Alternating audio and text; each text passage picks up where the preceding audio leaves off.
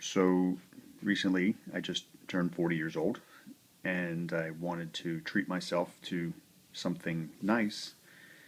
So, being a watch enthusiast and a Breitling fan, I decided I'm going to get myself another Breitling. And I'm going to show you all what I treated myself to for my birthday. As you all can notice, Breitling fans and those who own Breitling watches, you'll notice that the boxes are different right out of the gate for 2013. And I'll explain more about that as we go into the watch, but you can see the watch box itself looks a little different from what some of the watch boxes and presentations have been in the past. So it's a beautiful case, hard, I guess maybe a composite of some sort. And as you open it up, you notice that you no longer have the Bakelite boxes that Breitling fans have been accustomed to over the last several years. There is no inner and outer. You can see it's just the one main box along with the inside travel case, as well as the paperwork that is inside of just about every Breitling from an authorized dealer, at least should be in there. This particular model that I got is the, I'll zoom in here a little bit, it's the SuperOcean Heritage 46mm non-chronograph version. And I'll just show you all the certificates that come with the Breitling when you get it from an authorized dealer.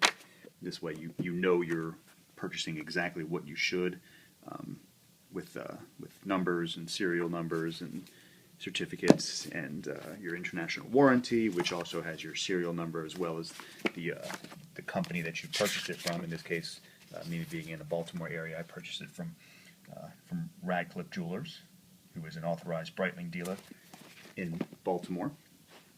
And all the paperwork comes in a nice little box that you can kind of keep safe for if and when you ever decide to sell your Breitling, which I'm not a big fan of doing. I hold on to all my watches and plan on keeping them for a long time.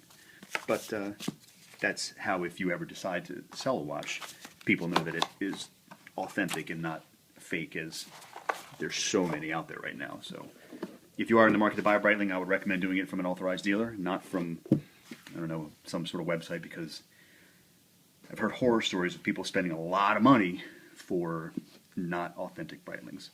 So, like I said earlier, I got the SuperOcean Heritage 46mm non-chronograph, and here's the little travel case that it comes in, a nice little leather case with Breitling embossed, as you can see right there on the front of the case. Great presentation. I'm still partial to the Bakelite boxes. I enjoy that whole presentation that they come in, but this was also equally as nice. As you can see, it's a nice little put together. So we'll pop this open, and on the inside you'll see the watch on the pillow that it comes in, as well as here's the Breitling hang tags that should come with just about every Breitling that you're going to buy. And we'll take that off. Don't need that anymore, so we'll push that off to the side, as well as the bezel cover, protective cover that with the got a little Breitling B on it. Even you can get in close there and see the Breitling Gold B at the 12. It's just a plastic cover, but I'm sure if you spend as much as you do on a watch, you want to have everything that comes with it stay with it. So here's the watch that I purchased. As I mentioned, it's the Breitling SuperOcean 46mm non-chronograph. I decided to get it in a very traditional black bezel, black face with a black calfskin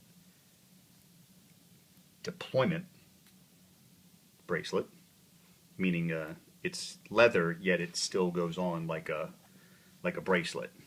Here, I'll show you how it goes on, whereas there's no, you don't have to strap anything. And here, I'll just pop that on like that. So now you see it just clips. There's no tang strap that you have to put through a belt loop. And that's how it looks on the wrist. Really quiet, really subdued, but still has that Breitling quality, automatic movement that Breitling is so well known for. A lot of class there. I mean, just a beautiful watch. It was between this and a Rolex Submariner date, and I decided to go with Breitling since, like I said earlier, I am such a huge fan and have always been a big fan and own several Breitlings.